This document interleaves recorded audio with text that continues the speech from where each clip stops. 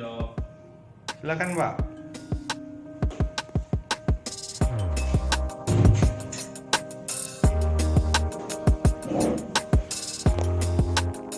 Ada yang bisa saya bantu Pak?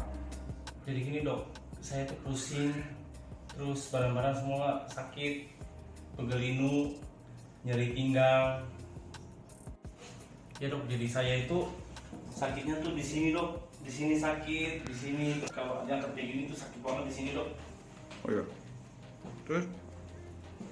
Udah berapa hari? Saya sudah 3 hari ini dok. Oh. Ada olahraga nggak? Jarang sih dok, olahraga kurang. Terus saya juga makan makanan yang berminyak, terus manis-manis juga sih dok. Oh ya. Ini masuk. Hah? Apa ini dok? Push up 10 kali, sit up 10 kali, lari 6 putaran per minggu. Wah, ini beran. Hah? Oke. Selamat pagi. Kali ini saya akan membawakan topik tentang obat. Tapi obat yang tidak diminum, tapi obat dalam bentuk olahraga. Karena sebenarnya sebenarnya obat. Beberapa penelitian di Amerika maupun di Eropa membuktikan bahwa kita tidak perlu minum obat untuk penyakit tertentu. Beberapa bisa menggunakan beberapa teknik olahraga untuk penyakit tertentu. Meskipun secara umum dia juga bisa membuatkan menjadi lebih sehat. Jadi status kesehatan itu dipengaruhi dengan pertama genetiknya Anda, kedua adalah tentang lingkungan Anda, ketiga tentang akses ke fasilitas kesehatan, dan yang keempat adalah tentang gaya hidup Anda. Dari keempat ini, yang terbesar itu masalah genetik dan masalah lingkungan. Ya. Yang lebih besar lagi adalah gaya hidup, yaitu 50%. Jadi kalau genetik Anda sakit-sakitan, tapi gaya hidup Anda sehat, Anda sebenarnya tidak perlu sakit. Atau sebaliknya, genetik Anda luar biasa bagus, lingkungan Anda kaya raya, makannya juga bagus, lalu juga Anda tinggal di sebelah rumah sakit yang hebat, tapi kalau gaya hidup Anda payah, maka Anda akan rajin masuk rumah sakit. Yang 50% tadi, yaitu gaya hidup, ya itu adalah dari mulai rokok, diet, dan olahraga. Katakanlah merokok Anda enggak, gitu kan. Jadi untuk yang masalah diet misalnya kan, Anda makannya banyak, terus tidak memperhatikan, gitu kan, terus juga Anda olahraga, maka 50% Anda bakalan sakit. Tapi kalau masalah makan aja Anda atur, masih kemungkinan Anda akan tetap sehat. Ya. Cuma tetap aja akan berpengaruh karena 50% adalah masalah gaya hidup. Tapi gimana dengan yang olahraga? Olahraga ini dapat jauh lebih meningkatkan kesehatan Anda dan juga berfungsi sebagai obat. Jadi olahraga dan kesehatan, ya. Ketidakaktifan secara fisik itu mempunyai efek kesehatan yang bermakna. Ya. Olahraga adalah alat yang ampuh untuk pengobatan dan pencegahan penyakit kronis, obesitas, serta kematian dini. Ya. Terus ada hubungan langsung atau linear antara aktivitas fisik dan kesehatan. Jadi kalau Anda malas atau tidak pernah berolahraga, Anda akan berhubungan langsung dengan jatuh sakit. Sebaliknya, kalau Anda aktif, Anda tidak akan jatuh sakit. Hubungan antara penyakit dan cara hidup yang tidak aktif dan tidak sehat itu tetap ada pada kelompok-kelompok populasi tertentu. Ya, jadi tidak hanya kelompok tertentu aja sakit, lain enggak. tapi sama rata. Ketidakaktifan fisik adalah masalah kesehatan utama untuk hidupnya zaman sekarang. Ya, nanti akan saya terangkan lebih lanjut. Selanjutnya,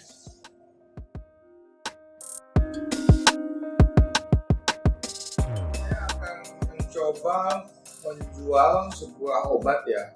Saya akan jual obat ya. Obat itu namanya olahraga. Ya, obat itu nama generiknya aktivitas fisik. Ya. Merek lainnya itu sepedahan, jogging, jalan, sepak bola, basket, menari, berkebunan. Itu merek dagangnya obat ini. Obatnya murah sih, itu dosisnya kira-kira 150 menit seminggu. Dosisnya 150 seminggu. Artinya 150 menit itu bisa diminum tiap hari, 30 menit, 35 menit, tapi bisa Anda minum sekaligus, seminggu sekali, 150 menit. Misalnya main basket 2 jam, sepedahan 2 jam, latihan silat 2 jam, karate 2 jam, atau apa olahraga selama 2 jam. Jadi dosisnya fleksibel, bisa diminum sekaligus, seminggu sekali, atau bisa diminum dikit-dikit, tiap hari gitu kan. Ya, obat ini juga aman untuk ibu hamil dan menyusui, ya, aman banget. Ya, jadi ibu hamil tidak berbahaya untuk janin yang dikandung. Obat itu namanya aktivitas fisik atau olahraga. Ya, mereknya Anda bisa pesan macam-macam deh, ya. Ada juga yang pakai sepatu, ada yang pakai sepeda, ada yang macam-macam kan. Selanjutnya, ya. Jadi obat yang namanya yang saya jual ini ya, namanya obat olahraga ya, itu dia bisa mencegah diabetes, ya, juga mengurangi risiko-risikonya. Dia juga mengurangi perkembangan penyakit diabetes dan juga membantu pengurangan diabetes. Dia juga mencegah dan mengobati penyakit jantung.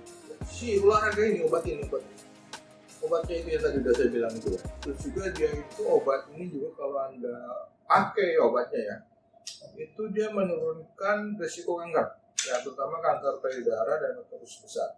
Ya. Dan selanjutnya itu adalah si obat ini juga bisa mengontrol dan menurunkan hipertensi, begitu. Ya. Dia juga bisa mencegah osteoporosis dan patah tulang. Dia juga bisa untuk depresi, kecemasan. Dia juga bisa mengurangi kepikunan atau demensia. Dia juga bisa digunakan sebagai acara berrekreasi.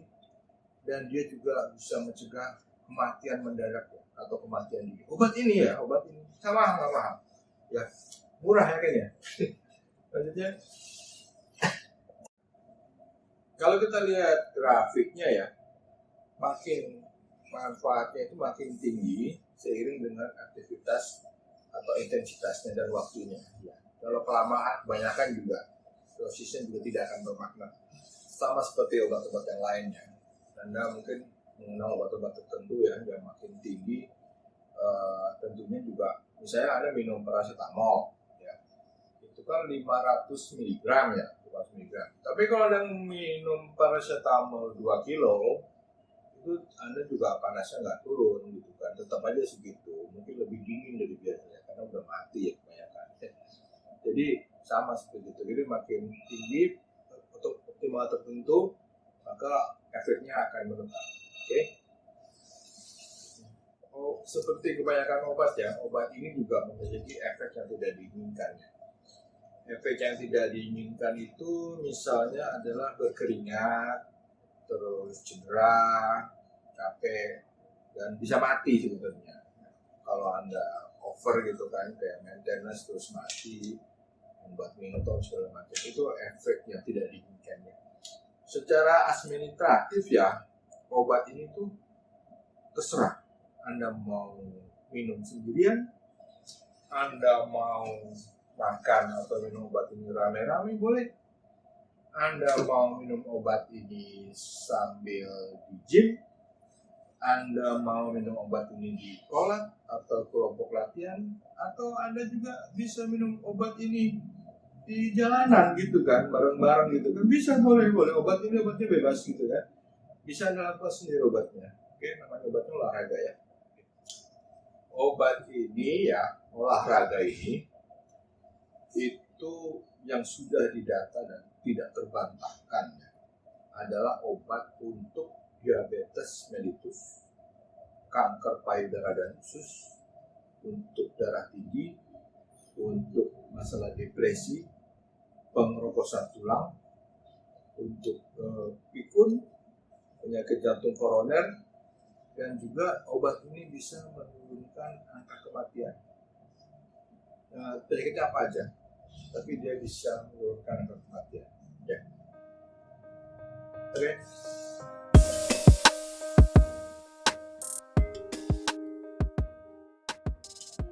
Yang mungkin membuat Anda heran itu ya, kenapa kok dokter nggak ngeresepin gitu kan? Dokter nggak ngasih tahu gitu kan? Kok dokter nggak pernah nyuruh olahraga pak gitu kan? Padahal dia sendiri enggak gitu kan? Jadi dokter itu pertama dia lebih gampang ngasih resep aja untuk obat ya, daripada nyuruh olahraga. Saya datang nih, karena misalnya diabetes, pak itu olahraga gini ya. Dokternya tuh nggak tahu juga olahraganya macam gimana. Jadi juga ke olahraga sebenarnya.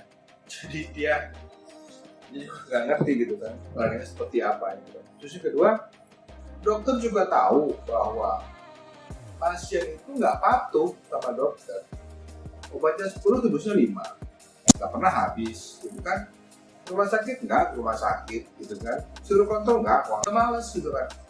Apalagi nyuruh orang olahraga gitu kan. Dokter udah mikir nggak bakal deh orang ini bakal jalan gitu kan, kasih obatnya nggak diminum gitu kan. Selanjutnya dokter juga tahu kok sebagian besar masyarakat itu mempunyai aktivitas hidup yang rendah ya, kelihatan dari kegemukan, kelihatan dari muka yang malas gitu kan, terus nggak kelihatan olahragawan lah atau orang yang biasa aktivitas fisik gitu kan. Jadi dokter daripada debat nanti udah cek aja ya. Juga ada juga orang yang mengatakan bahwa kita tuh nggak bisa merubah kebiasaan kita atau gaya hidup kita, aktivitas kita gitu kan. Itu sih masalah lain ya. Dokter juga pusing untuk model kayak gitu. Oke. Jadi bagaimana seharusnya nih dokternya? Terusnya tuh dokter tiap kali dia datang tuh dia ngasih semacam inisiatif atau rencana olahraga seperti rencana dia ngasih obat gitu kan. Dia juga bisa mencatat seperti kayak obat, mencatat olahraganya apa tuh dicatat, jadi ditanya apa olahraga enggak, olahraganya apa gitu. Jadi semacam bagian dari SOP ya, tentang nanyain olahraganya apa. Kalau dokter kerja kan nanyain kerjanya apa gitu kan. Semua dokter juga seharusnya memiliki visi yang sama masalah kedokteran kerja, kedokteran olahraga ini, sehingga semua menyatakan tentang olahraga. Dan juga si dokter juga harus olahraga dong. Olahraganya itu tidak hanya nyuruh ke pasien, tapi si pasien kan balikin gitu kan. Itu olahraga enggak. Tapi saya ini misalnya dia olahraga gitu kan, dia juga mau ngasih tahu orang juga dia pasti sulit gitu kan. Nah, ya harusnya klinik itu juga sebagai sarana untuk olahraga. Jadi klinik tapi punya sasana, klinik punya fitness, klinik punya apa gitu. Atau kalau di Merpati Putih itu klinik punya pelat kebugaran gitu, atau pelat kebugaran punya klinik gitu kan. Jadi begitu resepnya terus di mana? Itu di sebelah gitu kan.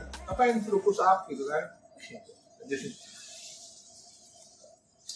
Jadi dokter spesialis olahraga, dokter umum, dan dokter spesialis yang lain itu harusnya memberikan saran-saran tentang olahraga, di mana yang menjadi acuan adalah ramuan atau resep-resep dari dokter spesialis olahraga. Ya.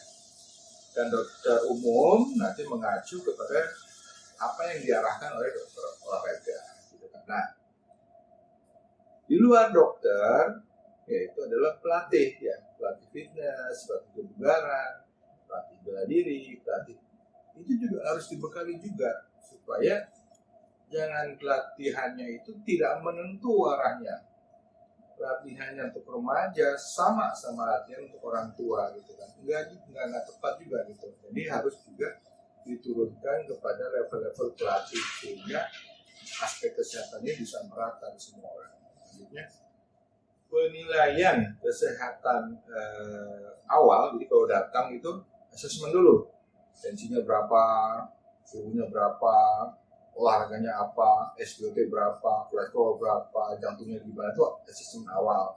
Habis itu baru dokternya udah tahu gitu, baru dia ngasih resep gitu kan. Jadi resep tentang push up berapa kali, lari berapa jauh, terus squatnya gimana, sit upnya gimana gitu. Tergantung penyakitnya apa gitu ya. Juga semua pasien itu dikasih paradigma baru untuk masalah kesehatan. Jadi dikasih tahu tentang olahraga itu ya. Oke. Jadi si format tentang di ruang praktek juga mesti diformat ulang ya. Jadi harus di tempat sekaligus tempat latihan atau ngasih contoh obatnya itu. Obatnya itu kan kayak gak bisa dibeli. Jadi dicontohin sama dokternya. Jadi dokternya harus sehat juga gitu kan. Ditanya tentang kebiasaan olahraganya, terus juga si dokter itu atau pelatih itu mencatat mana jalannya, tekanan darahnya gimana, nadinya, napasnya, dan juga pergerakannya segala macam dicatat. Nanti pada kunjungan yang berikut baru dilihat ada perbedaan atau enggak. Ya, jadi perlu adanya kolaborasi antara klinik dengan fasilitas olahraga atau dengan kelompok latihan. Kalau di Merpati Putih itu kolaborasi dengan pelat, bisa pelat apa aja, pelat reguler kayak, pelat kebugaran kayak bisa aja. Peran pelatih olahraga dan kebugaran itu adalah merubah fokus dari klien terhadap obat yang diminum atau dimakan dengan obat dengan cara latihan. Ya. Ubah paradigma tentang sekedar bugar itu menjadi tentang penyembuhan penyakit. Ya. Dan juga peran dari klub atau kelompok latihan dalam olahraga itu sebagai alat untuk populasi yang kecil aja. Jadi tidak bisa disamaratakan untuk semua. Jadi klub sepedahan aja, klub basket, kelompok latihan Merpati Putih, kelompok latihan tinju, kelompok tinju itu ya. Kelompok latihan misalnya lari, kelompok latihan. Jadi kelompok kecil nggak bisa disamaratain misalnya kayak tai chi gitu kan, semuanya enggak. Tapi sebagian kecil ya. Terus pelatihannya juga mesti harus baku. Bentuknya begini. Enggak, kadang begini, kadang begono, kadang begini, kadang begitu. Kadang-kadang pelatih nggak datang, kadang-kadang datang, kadang-kadang berat, kadang-kadang ringan, kadang-kadang nggak latihan, gitu kan. Kadang-kadang makan-makan aja, gitu kan. Itu nggak bisa kayak gitu, ya. Lalu pelatih itu juga yang terlatih itu juga bisa menjadikan paradigma bahwa olahraga adalah obat. Oke. Jadi kolaborasi antara klinik dan fasilitas olahraga itu merupakan sesuatu yang patut untuk dipikirkan. Ya. Mengingat tadi masalah olahraga adalah obat. Ya. Bukti yang sangat banyak itu sudah mengenai biaya dan beban kesehatan itu karena akibat ketidakaktifan fisik itu udah jelas ya. Udah jelas sampai kematian karena memang kita tidak berolahraga. Jadi kalau olahraga itu adalah investasi, kalau sakit itu biaya pengobatan namanya kan jelas. Manfaat olahraga bagi pencegahan dan pengobatan penyakit itu udah nggak bisa disangkal. Ya. Jadi Anda harus memulainya gitu kan. Terus penyedia jasa klinik atau rumah sakit juga seharusnya juga memberitahu Anda tentang keharusan untuk berolahraga. Ya, tidak hanya memberikan obat aja yang belum tentu efektif juga dan belum tentu efek samping dan segala macamnya. Terus profesional dalam bidang kesehatan, maksudnya dalam bidang olahraga juga bagusnya juga berperan. Dia melakukan kolaborasi gitu dengan klinik gitu kan. Jadi kalau habis melatih suruh cek kesehatan, habis cek kesehatan olahraga gitu kan sampai mencapai tingkat kebugaran yang diinginkan. Jadi Anda tuh mempunyai apa ya, pelatih-pelatih itu ya, peran yang cukup penting gitu loh untuk menyehatkan masyarakat tanpa menggunakan obat ya. Jadi bisa-bisanya Anda aja untuk ngatur supaya itu menarik gitu kan, nggak bosan. Tentang yoga tidak membosankan, tai chi tidak membosankan, volley, basket, apapun ya. Gimana caranya untuk semua usia? Ya.